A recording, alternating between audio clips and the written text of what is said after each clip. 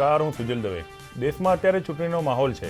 ભારતમાં પહેલી વખત આ ચૂંટણી થઈ નથી રહી, પણ આ વખતની ચૂંટણી અગાઉની દરેક ચૂંટણીથી અલગ છે. કેવી રીતે આગળ કહું, અથવા તમે સમજી જ જશો. હું જ્યારે નાનો હતો ત્યારે ચૂંટણી આવે અને ગામમાં કોઈ નેતા પ્રચાર કરવા આવતા હોય તો નેતાજી પોતે કરેલા અથવા પોતે કરવા માંગતા હોય એ કામોની જ ચર્ચા કરતા હતા. હવે હું મોટો થઈ ગયો છું અને નેતાજી પણ બદલાઈ ગયા છે. હવે ચૂંટણી આવે, નેતાજી ગામમાં પ્રચાર કરવા પણ આવે, પણ તે પ્રચાર ઓછો અને પ્રતિસ્પર્ધીને નાચતી ગાતી ભાષામાં વધારે નીચું કેવી રીતે દેખાડી શકાય છે એ સમજાવે છે. ભાષા પરની લગામ કોઈ પાસે રહી નથી. હવે શ્રોતાઓ પણ બદલાઈ ગયા છે. લોકોને તમે શું કરવા માંગો છો એમાં રસ નથી. તમે આ કેમ ન કર્યું, અગાઉ કહ્યું હતું તે કેમ ન કર્યું એ પૂછવામાં રસ નથી. નેતાજી બેફામ બોલે અને લોકો તાલીઓ પાડતા થઈ ગયા છે. આમ તો આપણા રાજકારણે ભાષા પરની લગામ બહુ પહેલાં જ ગુમાવી દીધી છે. કોઈને જાતિ વિષયક અપમાનજનક શબ્દ કહે છે, કોઈની પણ સાથે સરખાવી પણ દે છે. આ છે નવા ભારતના નવા નેતાઓની નવી ભાષા. શબ્દોનો ઉપયોગ કેવી રીતે કરવો તે કોઈ સમજતું જ નથી. એમ પણ કહી શકાય કોઈને સમજાવતું પણ નથી. પહેલાં આમ બોલ્યો તો વધુ તાલીઓ પડી, હું આમ બોલીશ તો વધારે તાલીઓ પડશે. અત્યારે અપમાનજનક શબ્દો બોલવાની એક હોડ જામી છે. ક્યાં જઈ રહ્યો છે દેશ, દુઃખ થાય છે. પાછલા કેટલાક દિવસોની વાત કરીએ તો ઉત્તર પ્રદેશમાં આઝમ ખાને જે નિવેદન આપ્યું તેનાથી તો હું ઉલ્લેખ અહીં કરી શકું એમ જ નથી. પોઈન્ટ બ્લેન્કના દર્શકો નાના બાળકો અને મહિલાઓ પણ છે. તેમ છતાં આઝમ ખાને જે કહ્યું છે તે સુરુચિનો ભંગ ન થાય એ રીતે કહેવાનો એક નિરર્થક પ્રયાસ કરું છું. આઝમ ખાને સમાજવાદી પાર્ટી છોડીને ભાજપમાં ગયેલા જયાપ્રદા પર નિશાન તાકીને કહ્યું કે જયાપ્રદા 17 વર્ષથી અમારી સાથે હતા ત્યારે ખબર નહોતી પડી, પણ 17 દિવસમાં અમને ખબર પડી ગઈ કે તેઓ સોરી પહેરે છે. નેતાજી અહીં અટકાતા નથી. લોકોની વચ્ચે નેતાજી આઝમ ખાન કહે છે કલેક્ટરથી ગભરાવાની જરૂર નથી. હું સત્તામાં આવીશ તો માયાવતીની જેમ કલેક્ટર જોડે જૂતા સાફ કરાવડાવીશ. શાબાશ નેતાજી. આવીને પેલી વાત કરીએ વગેરે વગેરે આઝમ ખાન કહે છે. પેલા આમ કીધું તો હું આમ બોલીશ. આઝમ ખાનની માનવાની વિચારધારા છે. તાલીઓ પણ પડે છે. હવે સમજવાનો પ્રયાસ કરજો. જરા ભારે વિષય પોઈન્ટ બ્લેન્કમાં લેવામાં આવે છે. સુરુચિનો ભંગ ના થાય તેનું ક્યાં મારે ધ્યાન રાખવાનું છે. માયાવતી કોઈનાથી પાછા પડે એમ નથી. તેમણે ભારતના ભાગલા પાડવાનો પ્રયાસ કર્યો છે. તેમણે મુસ્લિમ મતદારોને કીધું છે કે તમારો કોઈ મત ભાજપને જવા ના જોઈએ. સામે યોગી પણ ક્યાં કાચા પડે છે. તેમણે પણ કહ્યું કે માયાવતી અલી પર ભરોસો છે તો અમને બજરંગ બલી પર ભરોસો છે. આ બંને નિવેદનો તમે સમજો, માત્ર કોમી વૈમનસ્ય ફેલાવી રહ્યા છે. આખરે ચૂંટણી પંચે બંને ઉપર 72 કલાકનો પ્રતિબંધ મૂકી દીધો. માયાવતી તો આ નિર્ણયને પડકારવા સુપ્રીમ કોર્ટ પહોંચી ગયા, પણ અદાલતે તેમને ત્યાંથી હાંકી કાઢ્યા અને કહ્યું પંચે માત્ર તેની શક્તિનો જ ઉપયોગ કર્યો છે, અમે તેમને ના રોકી શકીએ. હદ છે, દેશ ક્યાં જઈ રહ્યો છે. બોલવાનું ગમે તે મને પાછું જવાનું સુપ્રીમ કોર્ટમાં. આ વિવાદ પત્યો નથી ત્યાં મેનકા ગાંધીએ વિવાદિત નિવેદન આપ્યું. મુસ્લિમ મતદારોને સાફ કહ્યું જો મને મત ના આપ્યો તો જોઈ લેજો હું શું કરું છું. મેનકા ગાંધી ચૂંટણી લડે છે કે ગલીમાં પેલો થપ્પો રમે છે, જ્યાં નાના બાળકો એમ કહેતા હોય કે જો મને ના રમાડો ને તો જોઈ લેજો, મારા ભાઈને કહી દઈશ. મને ખબર પડતી નથી. હવે ઉત્તર પ્રદેશમાં ભાષા પરની લગામ હટી હોય તો ગુજરાત ક્યાં પાછળ રહે. આખરે ગુજરાત દેશનું વિકાસ મોડલ છે. આ વાત ગુજરાતના નેતાઓએ સિદ્ધ પણ કરી છે. માયાવતી, આઝમ ખાન પહેલા ગુજરાતમાંથી નિવેદનો આવ્યા હતા વિવાદિત. ભાજપના નેતાઓએ જે વાણી વિલાસ કરીને ગુજરાતમાં પોતાના સંસ્કાર બતાવે છે તે જરા સાંભળી. ગણપત વસાવા બહુ સારા નેતા છે. ગણપત વસાવા કહે છે રાહુલ ગાંધીને 500 ગ્રામ ઝેર પીવડાવો, જીવી જાય તો શંકર. મધુ શ્રીવાસ્તવ કહે છે ભાજપને મત નહીં આપો તો ઠેકાણે પાડી દી. મોહન કુંડારિયા કહે છે મને 75% મત નહીં મળે તો સહકારી મંડળીઓ બંધ કરાવી દી. શાબાશ બાહુબલી. આ બધામાં ધારાસભ્ય રમેશ કટારા ભારત પાકિસ્તાનની મેચના જાવેદ મિયાંદાર સાબિત થયા છે, જેણે છેલ્લા બોલે સિક્સર મારી હતી. રમેશ કટારાએ કહ્યું છે ઓછા મત આપશો તો ઓછું કામ થશે, જેટલા મત એટલું કામ. રમેશ કટારા અહીંયા ધારાસભ્ય છે કે કોઈ કોર્પોરેટ કંપનીના કર્મચારી જે હંમેશા કહેતા ફરે છે કે આટલા પગારમાં આટલું જ થાય. આવું તમે સાંભળ્યું હશે. હું તો ઘણી વખત અગાઉ મારી જૂની ઓફિસોમાં કહેતો હતો. તમે પણ કહ્યું હશે. નથી કીધું તો તમે મારા કરતાં વધારે સમજદાર. આખી વાતનો મતલબ એ છે કે નેતાઓ આ નાતી ગાતી ભાષા બોલીને શું સંદેશ આપવા માંગે છે. શું ચૂંટણીનો પ્રચાર હવે તોછડાઈ આધારિત થઈ ગયો છે? શું સભામાં આવતા લોકોને આ જ ગમે છે? જો હા હોય તો ભારત માટે આ દુઃખની વાત છે. એવું નથી કે આ નેતાઓને બોલતા રોકી નથી શકાતા. તેમને રોકવા ચૂંટણી પંચની રચના થઈ છે, પણ પણ હાલમાં ચૂંટણી પંચ સામે અનેક સવાલ ઊભા થયેલા છે. આચારસંહિતાના ઉલ્લંઘન પર ચૂંટણી પંચે કરેલી કાર્યવાહીને ભારે અસર પડે છે. તેનાથી પ્રચાર વખતનો માહોલ સ્વચ્છ રહે છે. ચૂંટણી પંચ પાસે અનેક હક છે. કોઈપણ પ્રકારના ભડકાઉ ભાષણ અને ધાર્મિક વાત મુદ્દે સજાની જોગવાઈ છે. પંચ કોઈપણ વ્યક્તિ સામે કેસ દાખલ કરી શકે છે અને સજા પણ ફટકારી શકે છે. સુપ્રીમ કોર્ટનો એક ચુકાદો છે, જો કોઈ નેતા ધર્મ કે જ્ઞાતિના આધારે મત માગે તો તેની સામે કાર્યવાહી કરવામાં આવે. ચૂંટણી પંચ પાસે તથ્ય હોય છે જેના આધારે તે નક્કી કરી શકે છે કે કેટલી કડક કાર્યવાહી કરવી જોઈએ. નેતાઓના વિવાદિત નિવેદનોની ફરિયાદ મુદ્દે પંચ 24 કલાકમાં ખુલાસો પણ માગી શકે છે. પંચ સંબંધિત વિડીયો માગે છે, એ બધું જ જોઈને પંચ એક્શન પણ લે છે. રાજકારણ અલગ મુદ્દો છે, નેતાઓ જીતવા બધું જ કરી ચૂકે છે, પરંતુ ચૂંટણી પંચ ન્યાયિક સંસ્થા છે. તે બધા તથ્યો સામે રાખીને 360 ડિગ્રી તપાસ કર્યા પછી જ નિર્ણય લે છે. પણ આવું થતું નથી, અને થાય છે તો દાખલો બેસાડી શકાય તેવું નથી. માટે આ વાણીવિલાસ વકર્યો છે. આ જ વિષય પર આજે મારી ચર્ચા રહેશે. આજે જાણીશું શું આ નેતાઓને રોકી શકાય તેમ નથી. આ અંગે ચર્ચા કરવા મારી સાથે જોડાયેલા છે ભાજપના નેતા ભૂષણ ભટ્ટ, કોંગ્રેસના નેતા નિમિષ શાહ, રાજકીય વિશ્લેષક પ્રશાંત ગઢવી, કાજલ અને રાજકીય વિશ્લેષક કાજલ સિંગાડા. તમને કાજલ હિન્દુસ્તાની તરીકે મીડિયા જગતમાં ઓળખવામાં આવે છે. પ્રથમ વખત આવ્યા છો, આપનું સ્વાગત છે. સાથે દરેક આમંત્રિતોનું પણ સ્વાગત છે. ભૂષણભાઈ, વધુમાં વધુ વિવાદિત નિવેદનો ભાજપાના જ મંચ ઉપરથી આવેલા છે. આ વાણીવિલાસ વકરવા પાછળનું મુખ્ય કારણ શું? પહેલી વાત તો આપણે કીધું વાણીવિલાસ નહીં હોવો જોઈએ. હા, રાજનીતિની અંદર. હા, આપણે કીધું, આપના માધ્યમથી મેં જોયું, હા, બધા જ મુદ્દા આપે બી કીધા અને આપણે બતાવ્યા બી ખરા. પણ એમાં મને એવું લાગ્યું કે જાણે ભારતીય જનતા પાર્ટી કરતી હોય એવું જ એસ્ટાબ્લિશ આજે થઈ રહ્યું છે. પહેલું વાક્ય હું શું બોલ્યો છું? નહીં હોવું જોઈએ. અચ્છા, બરાબર. ટીમ 11 કોંગ્રેસ કોઈ બાકી છે? આપે બતાવ્યું એમાં એક પણ વાત ટીમ 11 કોંગ્રેસની રાહુલજી હોય, શશી થરૂર હોય, મણિશંકર અય્યર હોય. હું રાહુલજી પર બી આવવાનો છું, તો એટલે હું કોઈ તમને દોષ નથી દેતો. નહીં, વિષયમાં કંઈક દોષ રહી ગયો તો હું મારી ભૂલ સ્વીકારું છું. સુજલભાઈ, આપ બહુ જે સ્થાન પરથી ચર્ચા કરો છો, પણ મારો કહેવાનો મતલબ, મેં પહેલું વાક્ય ભાજપ કે કોંગ્રેસ એવી વાત નથી કરી. મારો કહેવાનો મતલબ, જે મેસેજ લોકોમાં જાય આ જોયા પછી, તો મેસેજ એવો જાય. ના, પ્રસ્તાવનાની વાત આખી ચર્ચા જોશે પછી મેસેજ જશે. અરે એગ્રી વિથ યુ સુજલભાઈ, હું એટલે રાહુલ ગાંધીના સુપ્રીમ કોર્ટ પર બી મારે જવાનું છે. અરે આપનો અધિકાર છે, આપ જે કોઈ પ્રશ્ન પૂછો, આપ જે કોઈ વાત કહો, એનો જવાબ મારે. પણ મારે પ્રસ્તાવનામાં એવું કહેવું પડે કે રાજનીતિ, રાજકારણ, ચૂંટણી એક ક્રિકેટ સમાન બની ગઈ છે. ખૂબ લાંબા સમય સુધી દાવ લીધો હોય, હવે સામેની ટીમનો દાવ આવ્યો હોય, એનો ખેલાડી આઉટ ના થતો હોય, તો આપણે ક્રિકેટમાં શું વાઇડ બોલ નાખીએ, નો બોલ નાખીએ, થ્રો બોલ નાખીએ. બરાબર છે, આઈપીએલ ચાલે છે આઈપીએલ. બરાબર છે.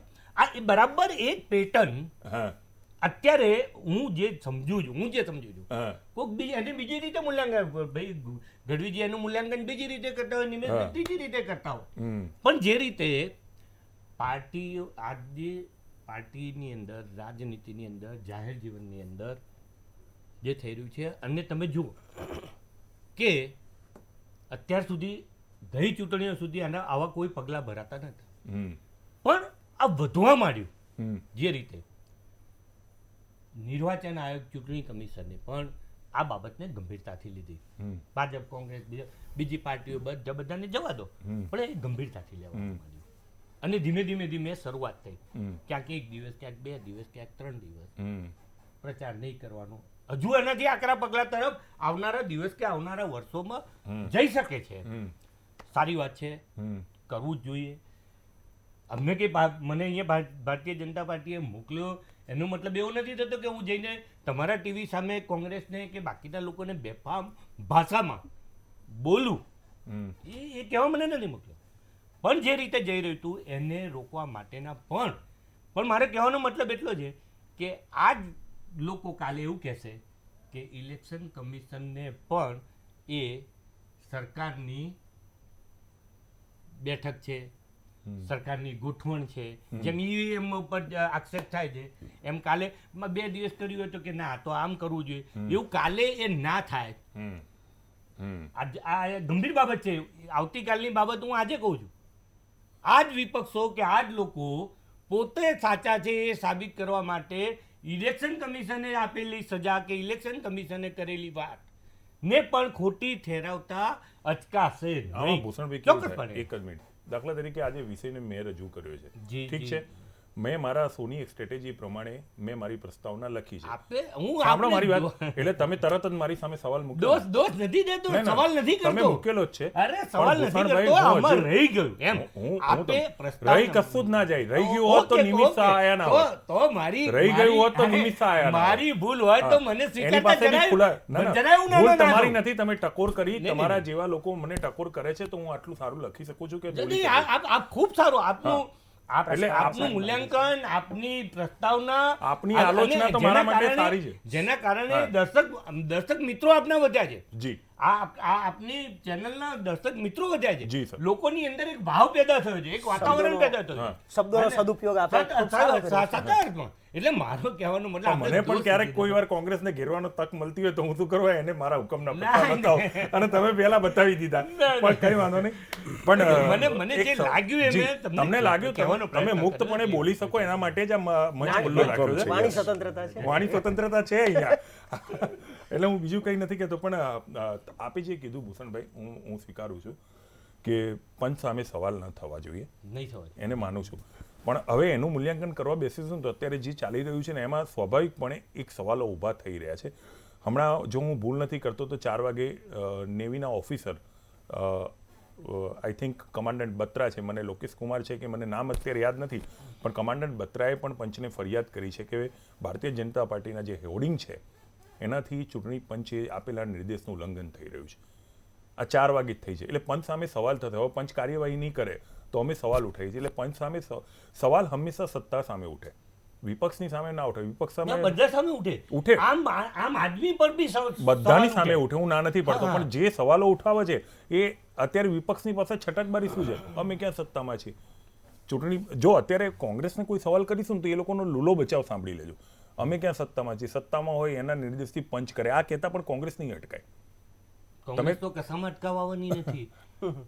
કારણ કે જીભને હાડકું ના હોય, બાકી શરીરમાં બધા જ અંગમાં હાડકું હોય. આજે કોંગ્રેસ એ વિપક્ષની ભૂમિકા ભજવવામાં નિષ્ફળ ગયેલી કોંગ્રેસે, સત્તા વિહોણી કોંગ્રેસે પુનઃ સત્તા મેળવવા માટેના છેલ્લા 5 વર્ષના પ્રયત્નો દેશની જનતાએ, ગુજરાતની જનતાએ, આપણે સૌએ જોયા છે. એક પ્રતિક્રિયા લઈ લો.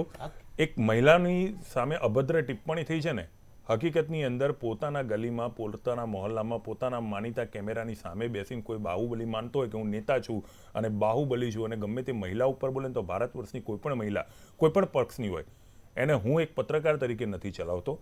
મને દુઃખ થઈ રહ્યું છે કે હું આલોચના ગુજરાતમાં કરું છું. મને આનંદ થાત કે હું આ આલોચના ઉત્તર પ્રદેશમાં કરતો હોત, અને તેમ છતાં પણ એક પત્રકાર તરીકે કહી રહ્યો છું. અને મને વિશ્વાસ છે કે આ મારી વાત ત્યાં સુધી પહોંચી જ જશે. જો એમ થતું હોય કે કોઈ બોલનાર નથી તો એમનો પણ પ્રદેશ નહીં ને આપણો પણ પ્રદેશ નહીં. હવે ઉત્તર પ્રદેશથી એ લોકો નીકળે, ગુજરાતના પત્રકારો નીકળશે. મહિલાના સ્વાભિમાનની વાત હોય ને તો પત્રકારો પેન મૂકીને તલવાર ઝાલતા નહીં અટકાય. એટલે એક મહિલા સામે જે અભદ્ર ટિપ્પણી કરી છે એના માટે મેં ખાસ કાજલ ત્રિવેદીને બોલાવ્યા છે. એક પ્રતિક્રિયા લઈ. સ્વાભિમાનનો ચોટનો જવાબ લોકો વોટથી ચોક્કસપણે આપશે. એ આપણે 23મીએ પરિણામ આવે ને ત્યાં સુધી નથી જોવું. અત્યારે એક મહિલા ઉપર જે ટિપ્પણી થઈ છે નહીં, એનામાં કોઈ ખાસ નહીં, આવે. માત્ર મહિલા તમારી છે વાત એટલે સાચી છે, નહીં. એનું પરિણામ આ જવું છે. આ નેતાને તો રાજકારણમાં આવું જ સ્વાભિમાન નથી. એ કાલે હું તો મારા પર બી એ કોકને મારાથી આત્માનું દુઃખ થયું હોય કે મેં કોકનો આત્માને દુભાય એવું કામ કર્યું હોય તો એની પાસે મોટામાં મોટું હથિયાર છે, એનો ચોટનો જવાબ એ જ આપવો જોઈએ. હું ત્યાં સુધી કહું છું કે આ આજીવન આને રાજકારણથી દૂર કરી દેવા જોઈએ આવા નેતાને. તેમ છતાં પણ એક પ્રતિક્રિયા કાજલ ત્રિવેદીની લઈશ. કાજલજી, જયા પ્રધાનની ટિપ્પણી ઉપર આપની પ્રતિક્રિયા લઈ લઈશ, પછી હું નિમેશજી પાસે સૌથી પહેલાં તો બતૌર નાગરિક હું એમ જ કહું છું કે દરેક પાર્ટીને એને એના જે પણ પોલિટિશિયન્સ છે, જે પણ એના પ્રચારક છે, એને ભાષા ઉપર નિયંત્રણ રાખવું જ જોઈએ. There should be some reasonable restriction, number 1. Number 2, as far as Azam Khan is concern about Jaya Prada, હું એટલે નથી કહેતી કે જયાપ્રદા ભાજપની છે એટલે હું ફેવર લઉં છું. 2009માં પણ આઝમ ખાને જયાપ્રદા ઉપર આવા કટાક્ષ કર્યા હતા. હવે એને પાછા આ રીતે જે લેવલ ડાઉન કરે છે તો સમવેર આઈ ફીલ કે આઝમ ખાનની એક જ્યારે આપણે જૂનો રેકોર્ડ જોઈએ ને તો એની એક ટેન્ડન્સી રહી છે ઓલવેઝ એ કમ્યુનલ વસ્તુઓને ક્રિએટ કરે, હિન્દુ મુસ્લિમના વચ્ચે ડિફરન્સીસ ક્રિએટ કરવાની કોશિશ કરે. એ સમજે છે આઝમ ખાનને એના ઘણા સ્ટેટમેન્ટ બી એવા છે કે મહિલા જે છે એ પગની જૂતી છે, એને એવી જ રીતના રાખો ને એ પોતાના સમાજમાં પણ એ જ મેસેજ સ્પ્રેડ કરે છે ને that's the reason Azam Khan is supporting triple talaq bill. He is not supporting triple talaq bill, right. બીજી વસ્તુ, આઝમ ખાને એની રેલીમાં બ્યુરોક્રેટ્સને ટાર્ગેટ કર્યા. એ કહે કે અમે લોકો તો આનાથી કલેક્ટરથી અમે લોકો જૂતા સાફ કરાવશું, don't worry about it. Yes, so માયાવતીની જેમ એને આઝમ ખાને એ વસ્તુ કરી. એટલે અત્યારે આઝમ ખાનની વાત ચાલે છે એટલે હું ખાલી આઝમ ખાનની વાત કહીશ. એને આ વસ્તુ કરીને શું બ્યુરોક્રેટ્સનું ખૂન નથી ખોલતું? તમે જ્યારે ગવર્મેન્ટ ઓથોરાઇઝ ઇન્સ્ટિટ્યુશન્સને આવી રીતના ટાર્ગેટ કરો, સત્તા તો બદલતી રહી, આજે ભાજપની છે, સમાજવાદી પાર્ટીની આવશે, કોંગ્રેસની આવશે, પણ ક્યાં સુધી આ રિઝનેબલ છે કે તમે ગવર્મેન્ટ ઓથોરિટીઝ અને એના ઓર્ગેનાઇઝેશનને આવી રીતના ટાર્ગેટ કરો, મહિલાઓને વારંવાર ટાર્ગેટ કરો ને એવી ઘટિયા ભાષાના તમે પ્રયોગ કરો માત્ર ચુનાવ જીતવા માટે? રામપુરથી એ ચુનાવ લડે છે, એને રામપુરના એ સદસ્ય છે, એને રામપુરમાં તમે જ્યારે આવી રીતના સીતા સમાન મહિલા ઉપર આવા આક્ષેપ કરો તો રામપુરની જનતાને જોવું જોઈએ કે આવા વ્યક્તિઓને તમે લાત મારીને રામપુરથી બારે કરો. એને ચુનાવ આયોગને જોવું જોઈએ કે આવા લોકોને ટિકિટ ના આપે. એને સાથે પાર્ટીને, સમાજવાદી પાર્ટીની તો આ ટેન્ડન્સી એની પણ રહી છે કે જે એમ કહે છે કે બલાત્કાર ઉપર મુલાયમસિંહ યાદવ કે ये तो लड़कों से गलतियां होती रहती है. એ લોકોના કાર્યકાળમાં મહિલાઓ સાંજે 6-7 વાગ્યા પછી ઘરેથી બહાર જવામાં સુરક્ષિત મહેસૂસ નથી કરતી, કેમ કે જે પાર્ટીના લીડર મહિલાઓ માટે એક કટાક્ષ કરે કે બલાત્કાર હોते रहते हैं, ये तो पैरों की जूती है, ट्रिपल तलाक क्या चीज़ है, हमारा अधिकार है, हम एक औरत रखे, हम 4 औरत रखे, इन्हें नाचने वाली भी कह देते हैं, इन्हें ये क्या कपड़े पहनती है ये उतना भी ध्यान रखते हैं. तो आज़म खान जैसे लोगों को तो होना ही नहीं चाहिए, क्योंकि अगर ऐसे एवा लोग अगर लीडर રહેશે તો કેવી રીતના અમારું આગળનું ભવિષ્ય શું થશે? અગર લીડર્સ આવા રહેશે તો છોકરાઓ શું શીખશે એવા લીડરથી? ઠીક છે, બહુ ગંભીર વાત કરી નાખી છે, પણ એના ઉપર વિશ્લેષણ કરીશ. પણ નરેશભાઈ, જે પ્રતિક્રિયા હોય છે, કોંગ્રેસની પણ વાત ભૂષણભાઈએ જે પહેલાં કરી હતી, તમારા પક્ષવાળાએ પણ કંઈ બાકી તો નથી રાખ્યું બોલવામાં? ચોક્કસપણે બંને પક્ષે જે પણ રાજનીતિ થાય આવા શબ્દોમાં તો એ જાહેર જીવન માટે ખોટું છે. પરંતુ સીધો આરોપ આપણા પ્રધાનમંત્રીશ્રી પર લગાવું છું સ્પષ્ટપણે, એમાં કંઈ મને ડર નથી. ભારતીય રાજનીતિમાં આવા સ્તરની શરૂઆત નરેન્દ્રભાઈ મોદી રાજનીતિમાં જ્યારથી સક્રિય થયા અને જ્યારથી મુખ્યમંત્રી હતા અને પ્રધાનમંત્રી સુધીની એમની યાત્રા, એમાં સ્પષ્ટપણે એમને આ સ્વરૂપ આપ્યા છે. ક્યાંક તો એમને કોઈકને ડરાયા છે, ક્યાંક તો ધમકાવ્યા છે, ક્યાંક તો પોકળ વચનો આપ્યા છે, ક્યાંક તો એમને બીભત્સ શબ્દો, અભદ્ર ભાષા અને આમ ચારા પાડીને આ બધું રાજનીતિને, જાહેર જીવનને આટલું નીચે સ્તર લઈ જવામાં ચોક્કસપણે, અને હું કોઈ એમાં મને ડર બી નથી, નરેન્દ્ર મોદીનો સિંહ ફાળો છે. જેમ આ દેશમાં નરેન્દ્રભાઈએ ઘણી બધી પરંપરાઓ નવી શરૂ કરી છે કે દાખલા તરીકે પ્રસિદ્ધિ કરવી, પોકળ વચનો આપવા, આટલા બધા પહેરવેશો પહેરવા, પ્રજાના નાણાં બેફામપણે પ્રવાસમાં ખર્ચવા, વાણીવિલાસ કરવો. તમે વિચારો, અટલ બિહારી વાજપેયી અને મોરારજી દેસાઈ પણ કોંગ્રેસમાં નહોતા, બરાબર છે. આઈ.કે. ગુજરાલ, દેવગોડા, ચંદ્રશેખર, ઘણા બધા વડાપ્રધાનો કોંગ્રેસ સિવાયના પણ હતા. પણ ક્યારે વિપક્ષોએ કે કોંગ્રેસ સત્તા પર હોય ત્યારે, કોંગ્રેસે જ્યારે વિપક્ષમાં હોય ત્યારે પાડવાની કોશિશ કરી, ક્યારે કોઈ પણ જગ્યાએ આ લોકોએ આવા શબ્દોનો ઉપયોગ નથી કર્યો. ડોક્ટર મનમોહન સિંહ શીખ છે એટલે બંગડી, એટલે કે બંગડીવાળા, એક જે પહેરે છે કડવું એને બંગડીવાળા કહેવું. એમનું મૌન આજે દેશ સ્વીકારે છે કે નરેન્દ્ર મોદી સાહેબના બેફામ ભાષણો કરતા ડોક્ટર મનમોહન સિંહનું મૌન એ આ દેશ માટે નિમિતભાઈ ઉચિત અહીંયા હતું. રોકીશ એક મિનિટ એ કાજલજી ડોક્ટર એક મિનિટ મનમોહનસિંહ માટે મૌની બાબા જેવો શબ્દ વાપરવો, હા હું અહીંયા તમે એક સમજો. રોકી એક મિનિટ એટલે આ ગંગોત્રી જે વહી છે, અને બીજું તમને કહું સારું સુજલભાઈ, નિમિતભાઈ આગળ કદાચ બોલવા દો હું બોલવા દો રૂપકમાં- મારો એક પ્રશ્ન અંદર આવી હા, જશે બોલો, એક આવી બોલો, જશે તમે જે કીધું ને અત્યારે સીધો તમે પ્રધાનમંત્રી પર આરોપ બોલો છો. ચોક્કસપણે ખંડન આરોપ કરું. ભૂષણભાઈ કરશે હું નહીં કરું પણ જે અત્યારે કાગળ પરની વાત છે એ જ કહી રહ્યો છું રાફેલની સુનાવણી ફરી થશે સુપ્રીમ કોર્ટનો આ ચુકાદો છે અને તમે એને આખા દેશને ગેરમાર્ગે દોરી અને તમે રાહુલ ગાંધી એવું પ્રવચન આપે છે કે હવે તો સુપ્રીમ કોર્ટે પણ સ્વીકારી લીધું કે ચોકીદાર ચોરે સુપ્રીમ કોર્ટે ક્યાં સ્વીકારી દીધું તમને નોટિસ આવી દેશને ગેરમાર્ગે દોરવાનો એનો ખુલાસો કરો હવે ચોક્કસપણે પરંપરા છે 50 ચોક્કસપણે વર્ષની જો હા, ચુનાવ- હવે ખુલાસો કરો. ચુનાવ હવે આયોગે- ખુલાસો કરો ચુનાવ તમે આયોગે- કહેતા હતા ને મારે આ પૂછવાનું હતું ચુનાવ આયોગે 72 કલાક માટે આઝમ ખાન અને બીજા એક નેતાના પર બાન મૂક્યો, 48 કલાક માટે મેનકા ગાંધી આઝમ ખાન માયાવતી અને માયાવતી યોગીજી અને યોગીજી આ ત્રણ બધા જણા. 48 કલાક ને 72 કલાકના બાન હા મૂક્યા. મૂક્યા કોર્ટનો હું આદર કરું છું. હા રાહુલ ગાંધીએ રૂપક વાત કરી છે. સુજલભાઈ હજુ તમે અને સ્પષ્ટપણે સુપ્રીમ કોર્ટે સમજો. પૂછ્યું છે અરે હું નથી પૂછી રહ્યો સુપ્રીમ કોર્ટે નોટિસ આપી છે ને નોટિસ 22 તારીખ સુધી રાહુલ કાજલબેન, ગાંધીને સુપ્રીમ જવાબ કોર્ટ દેવો જે છે. આદેશ કરશે એ દરેક નહીં પણ ભારતીય સુપ્રીમ કોર્ટ તો માનવો એમ પડે. કહે છે મેં આવું કીધું જ નથી રાહુલ ગાંધી જે છે એ જનતાને મિસઅન્ડરસ્ટેન્ડિંગ જનતાની વચ્ચે Misguide. ક્રિએટ કરે છે અને he has to reply me before 22 એમને- એપ્રિલ રાહ- એને સુપ્રીમ કોર્ટે નોટિસ મોકલી which itself prove કે રાહુલ ગાંધી ખોટી એણે ખાલી વસ્તુ એટલું જ જૂઠા કીધું સુપ્રીમ બોલીને કોર્ટે કે બેન, જનતા- રાહુલ- એવું છે રાફેલના બધા કાજલબેન, દસ્તાવેજની ફરી સુનાવણી થશે. હા, તમારી જાણ માટે કહી દઉં. હા રાહુલ ગાંધી માટે કેવા અપશબ્દો, સોનિયા ગાંધી માટે કેવા અપશબ્દો નરેન્દ્રભાઈએ વાપર્યા છે અત્યાર સુધીમાં. સર સોનિયા ગાંધીનું બેન, રહેવા બેન, દેવો. કાજલબેન, 2007 કાજલબેન, સોનિયા ગાંધી આપણે કરીએ મોતના લીલા. સોદાગર. એક મિનિટ, ભૂષણભાઈ, તમારો મોતના ટક આપો સોદાગર. છો, તમને આપો. તમે વિશ્લેષક છો.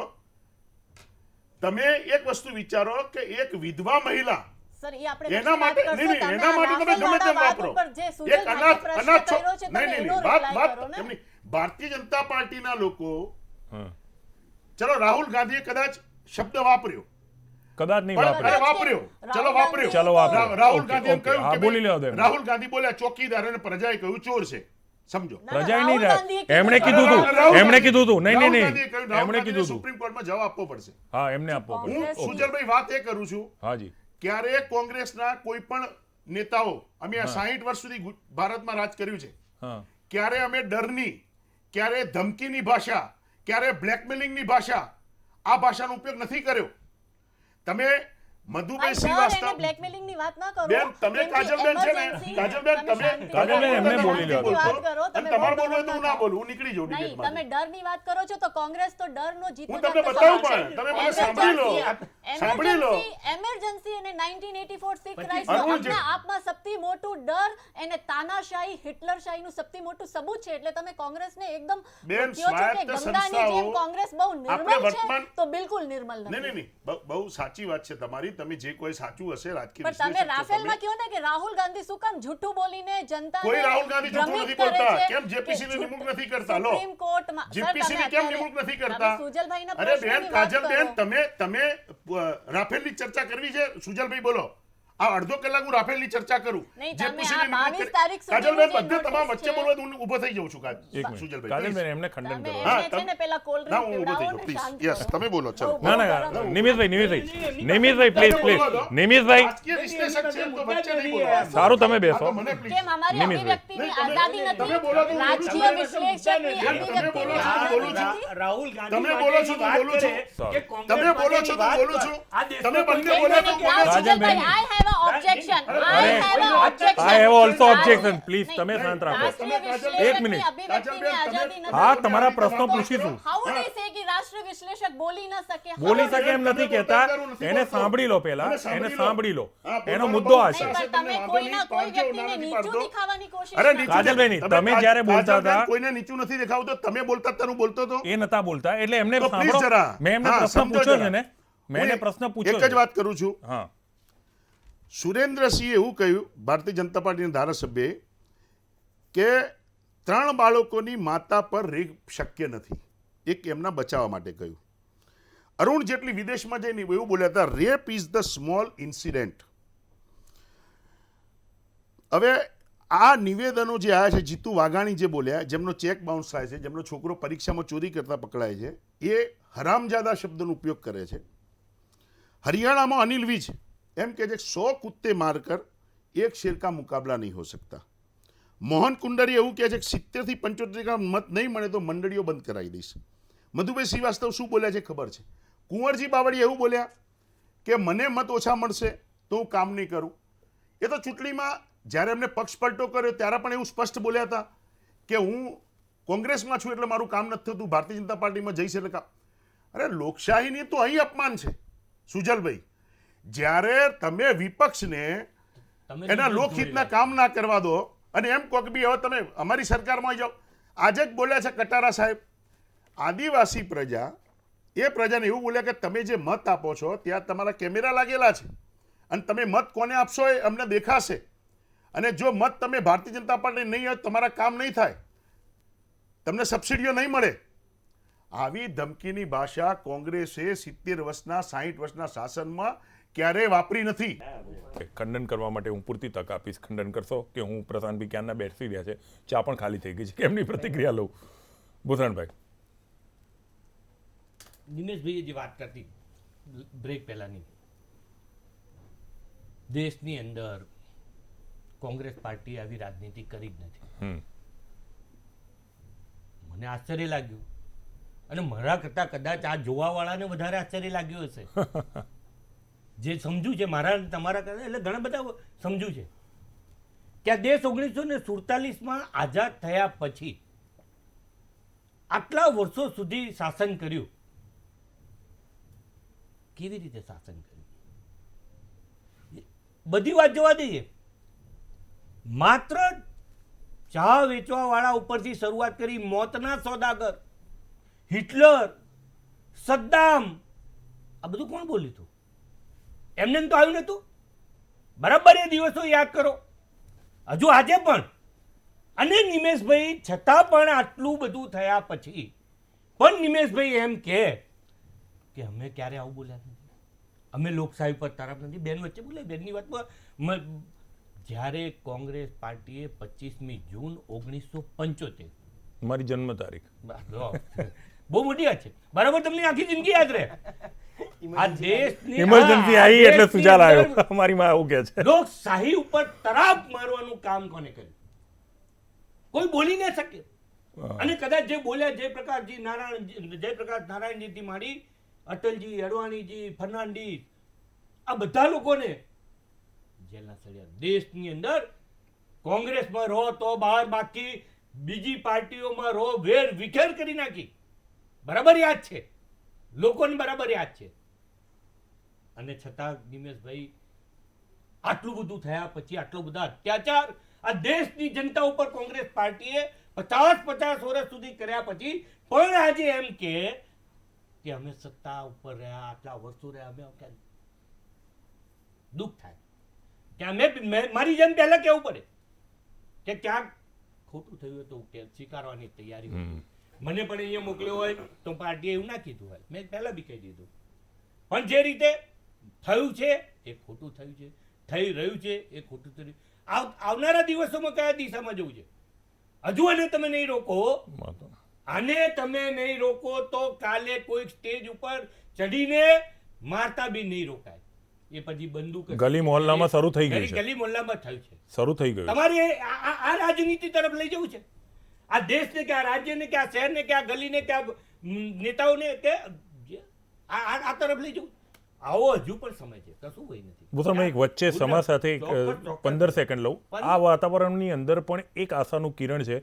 જો હું ભૂલ નથી કરતો તો શશી થરૂરને જે મંચ ઉપરથી પડી જવાની ઈજા થઈને તો નિર્મલા સીતારામન પોતાના કાર્યક્રમ રદ કરીને, બંને તમિલનાડુમાં જ છે એટલે રદ કરી અને નિર્મલા સીતારામન એની ખબર કાઢવા ગયા. ચોક્કસપણે બહુ આજે હજુ પણ આશા છે, હજુ પણ આશા છે.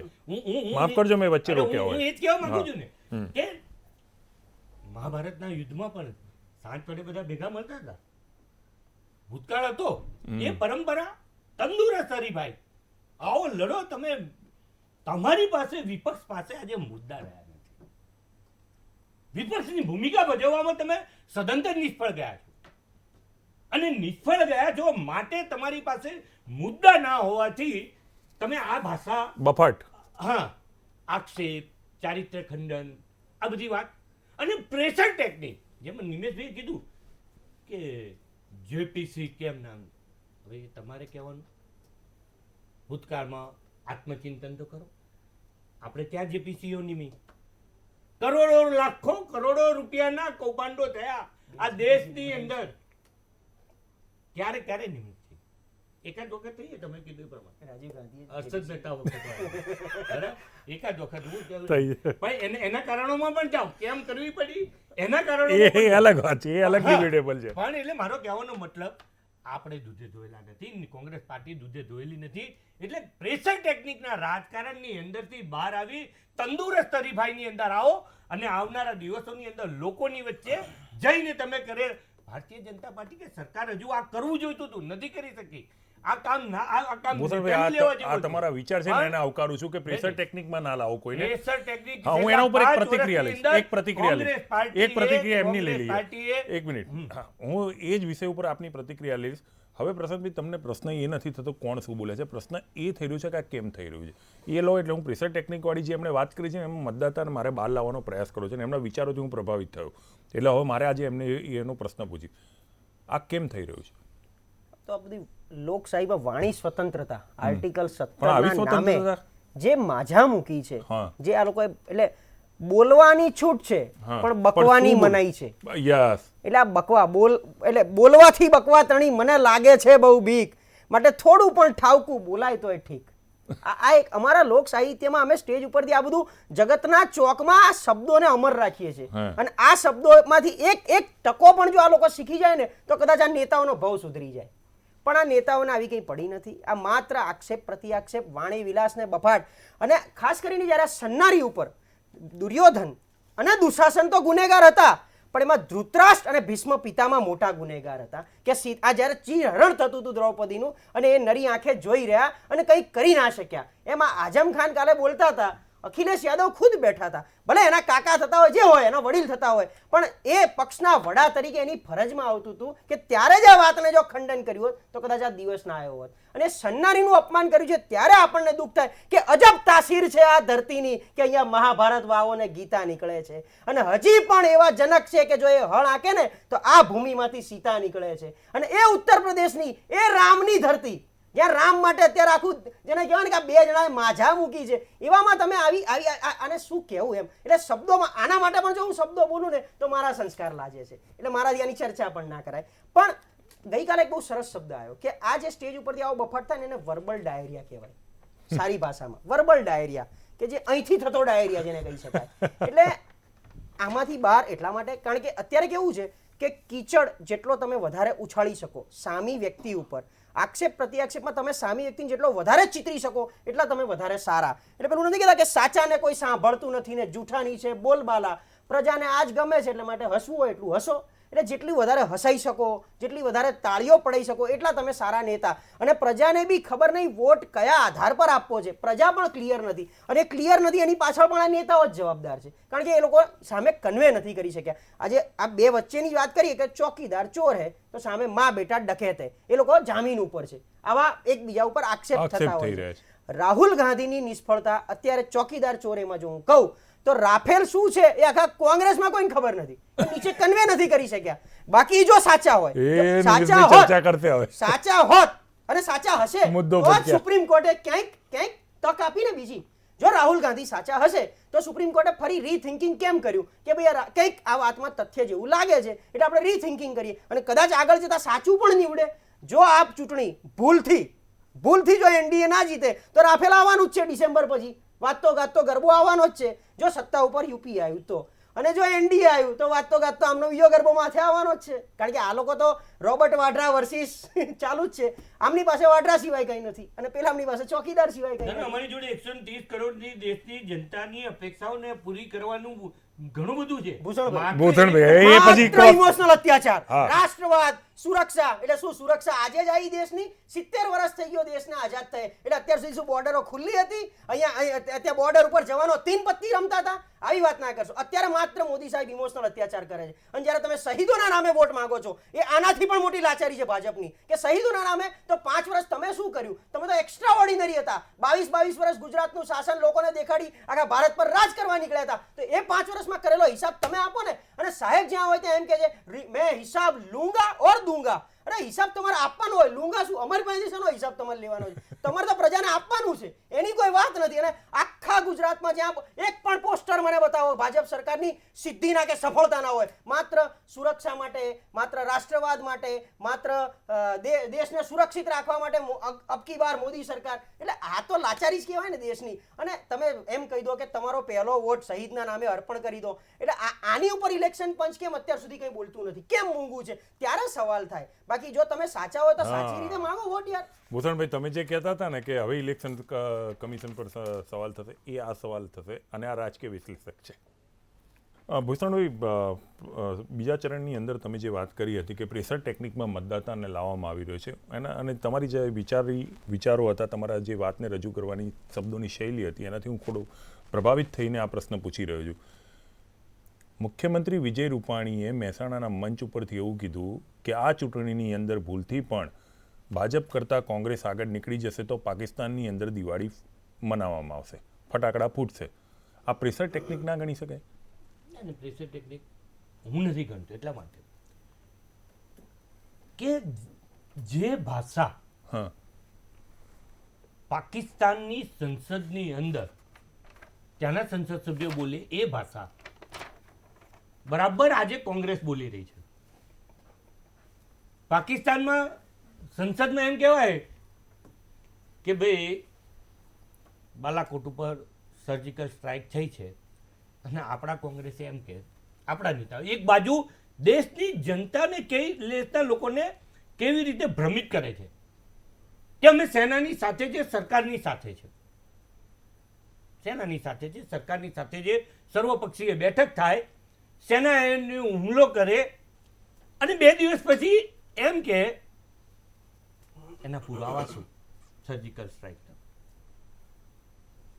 આ ભાષા તમે કોને ખુશ કરવા માટે કરો છો ભાઈ? શા માટે કરો છો? શું અપમાન કરો છો તમે દેશની સેનાનું? એક બાજુ તમે કાં તો તમારે સર્વપક્ષીય બેઠક હતી ત્યારે તમારે કહી દેવું તું કે અમે તમારી સાથે નથી, તમે જે યોગ્ય તમને જે લાગે કરો, આવું કહી દઈને બહાર નીકળી જવું તું. પણ 2 બાજુની વાત કરવી, 2 મોઢાની વાત કરવી, આ કેટલે ઊંચે વ્યાજબી છે? માટે જે ભાષા પાકિસ્તાન બોલે એ ભાષા અહીંના કોંગ્રેસના નેતા બોલે, દેશના કોંગ્રેસના નેતા બોલે, એટલે ઊંચે વ્યાજબી છે. નહીં બોલવું જોઈએ. કદાચ આ તો આપણા જવાનોએ હુમલો કરીને પાછા આવ્યા છે, પણ કદાચ આપણા ઉપર બી નુકસાન થયું હોય તો એની ટીકા નહીં કરવી જોઈએ. આપણે મક્કમતાથી લડવું પડે, સાથે મળીને લડવું પડે ભાઈ.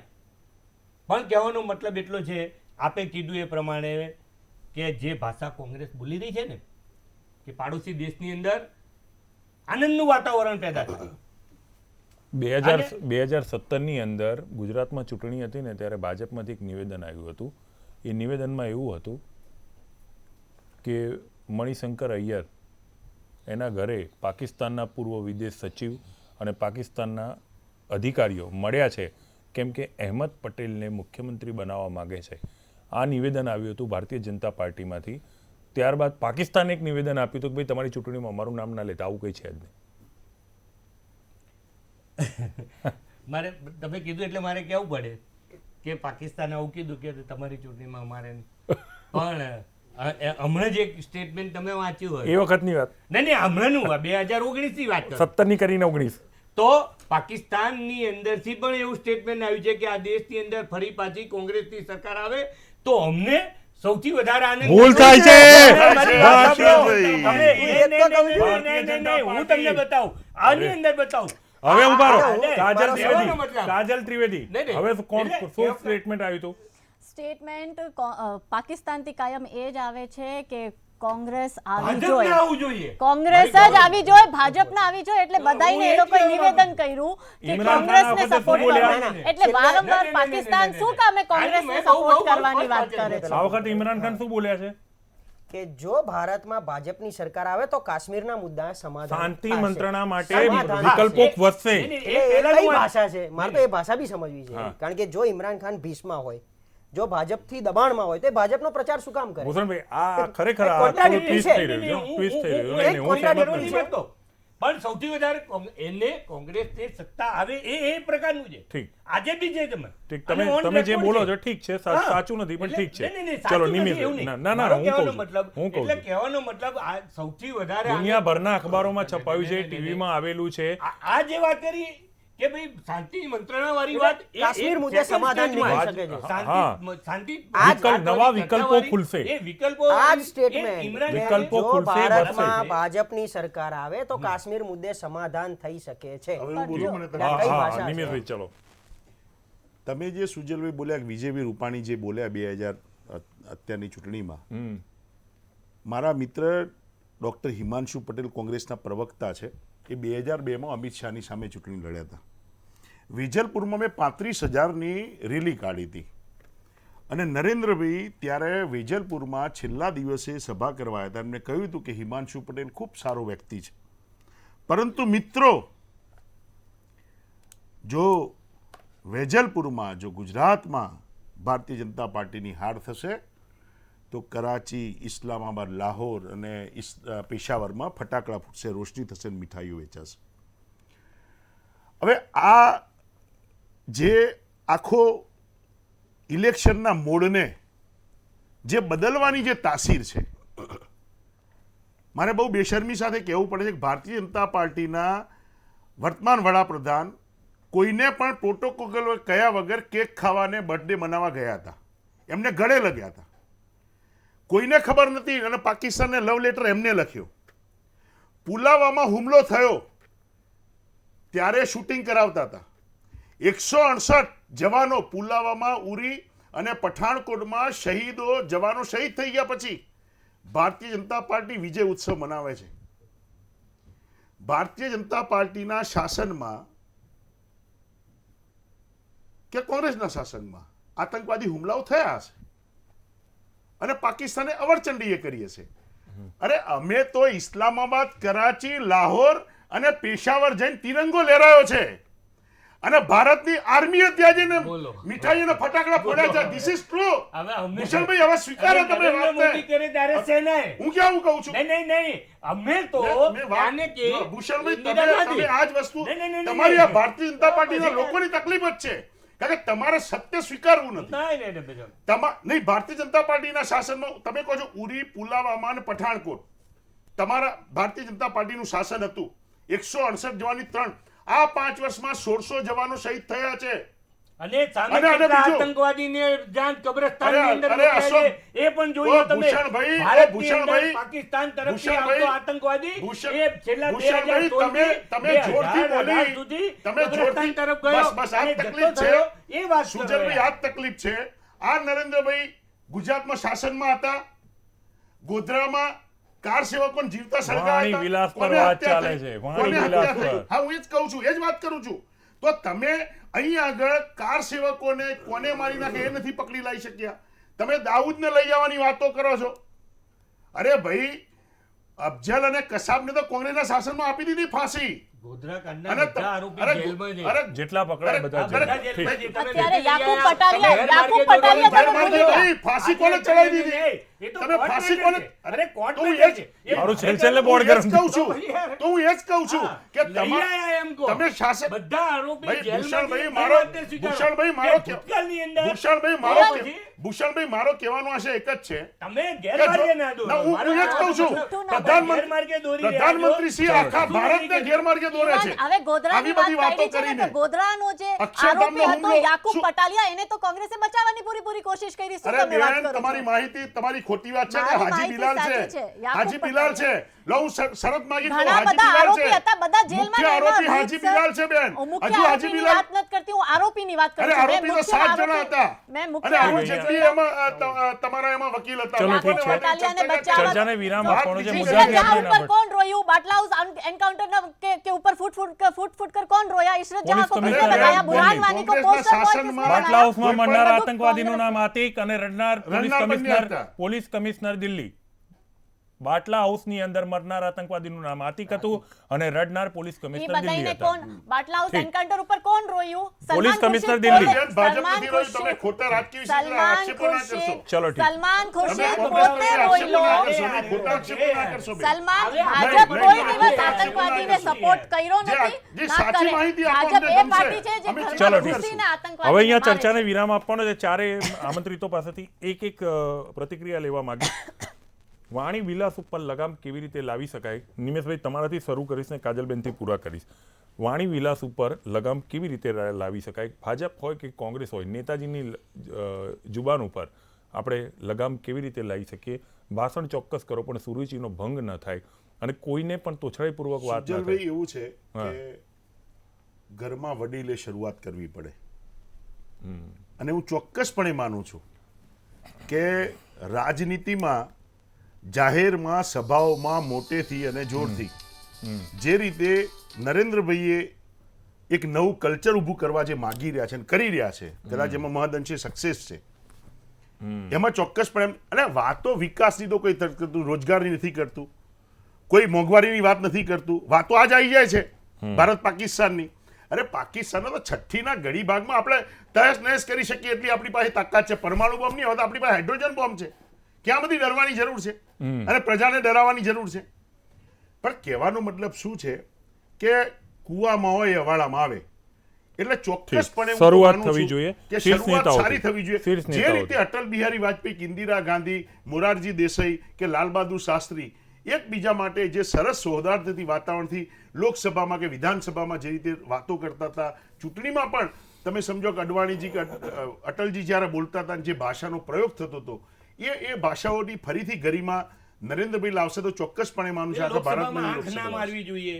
ચલો હવે એના પર ચાળાએ ના પ્રતિક. કરવા જોઈએ, ચાળાએ ના કરવા ગળે જોઈએ. લગવા ના જવું જોઈએ. એટલે કહેવાનો મારો મતલબ નરેન્દ્રભાઈ એટલે એવું ના કીધું. કહેવું છે કે નહીં, મહિલાઓ આ આચાર વાત વિશે મારે 3 પ્રતિક્રિયા લેવાની. કહેવાનું. Charity નહીં. begins from નહીં, home. નરેન્દ્રભાઈ એવું ના કહેવું જોઈએ કે મહિલાઓ આચાર વેચશે તો સારું, તમે વધારે આખરી વાત કરો પછી. એવું ના કહેવું જોઈએ સારું, નરેન્દ્રભાઈ. ચલો. મારો કહેવાનો મતલબ એમને કીધું, નિમેશભાઈએ કીધું કે ભાઈ 5 વર્ષની વાતો હા, આ મંચ ઉપરથી માત્ર નરેન્દ્રભાઈ એક જ વાત કરી. હા, કેમ સ્વચ્છતાની વાત નથી કરી? હા. સ્વચ્છતાની, આ દેશને સ્વચ્છ બનાવવાની વાત નથી કરી? ભૂષણભાઈ, કેમ મારે સાક્ષર બનાવવાની આને વાત રોકવા નથી માટે કરી? શું કરવું? કેમ સલામત બનાવવાની ભૂષણભાઈ, વાત નથી કરી? આ ડિબેટ નહીં, કેમ પ્રતિક્રિયા. સન્માન આપવાની વાત નથી કરી? સાહેબ, બધું આ કર્યું તમે. દેશને સાક્ષરતા તરફ. અને મારો કહેવાનો મતલબ આ બધું પત્યા પછી પણ સૌ કોઈએ સાથે મળી આ પ્રતિક્રિયા છે.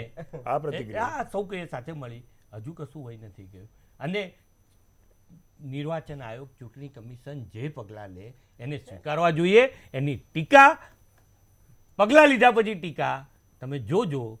જેમ આજે ઈવીએમમાં કેવું આવે છે, જીતીએ તો વાંધો નથી, હારે તો એમ કહેવાય કે ઈવીએમ નો ચલો વાંક. ઠીક. એમ પણ માની લો નિર્વાચન કે આયોગ પગલાં ઉપર, લીધા પછી ચુનાવ આયોગને EVM ભરોસા રાખીએ. જેમ ચુનાવ ચુનાવ આયોગની આયોગને ભરોસા ટીકા રાખીએ. કોંગ્રેસ પાર્ટી કે ઠીક. દેશના બીજા લોકો ના ઠીક, કરે ઠીક, એટલી ઠીક, અપેક્ષા આપના વતી હું રાખું છું. કોંગ્રેસ ખૂબ સારી પાર્ટી વાત. પાછી ચલો. માટે EVM ની કેમ આટલી બધી પાળ બાંધી લો છો? નહીં, નહીં, આપ બાંધો છો ભાઈ. હું તો તમને દાખલો આપું છું. અરે યાર, બસ હવે. દાખલો એક આપું પ્રતિક્રિયા છું. લેવી છે. નહીં, નહીં, દાખલો આપું છું. પ્રશાંતભાઈ, દાખલો આપ્યો ભાઈ. આટલી બધી EVM હોવું જોઈએ એના માટે આટલા ચલો, બધા ઠીક છે. ઉત્સાહમાં કેમ છો? ઠીક છે, દાખલો આપ્યો તમને. ઠીક છે.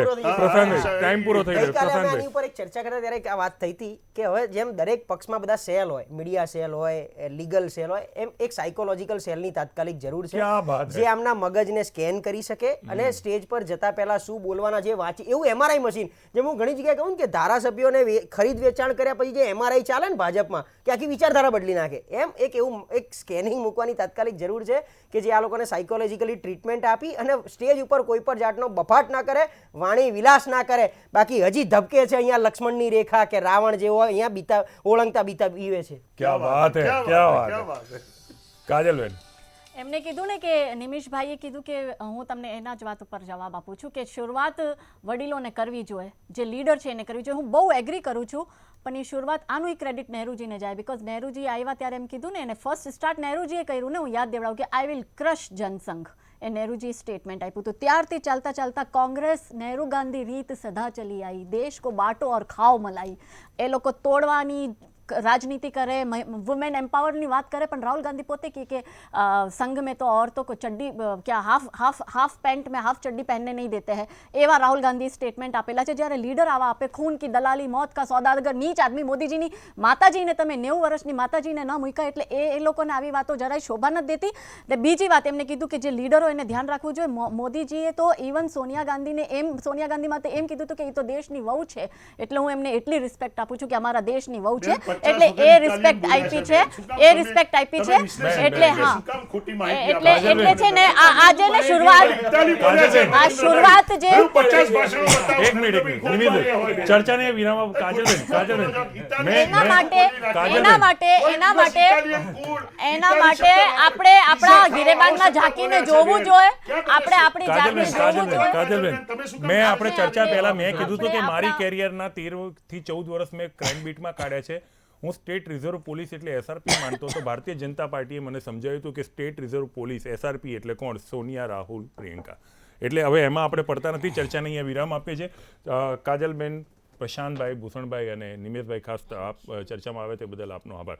તો આ હતી ચર્ચા વાણી વિલાસ ઉપર. મિત્રો, ઘણી વખત તમે જોયું હશે કે ધનાઢ્ય બાપના દીકરા પોલીસના સકંજામાં આવે છે કે કોઈ ગુનામાં આવે છે.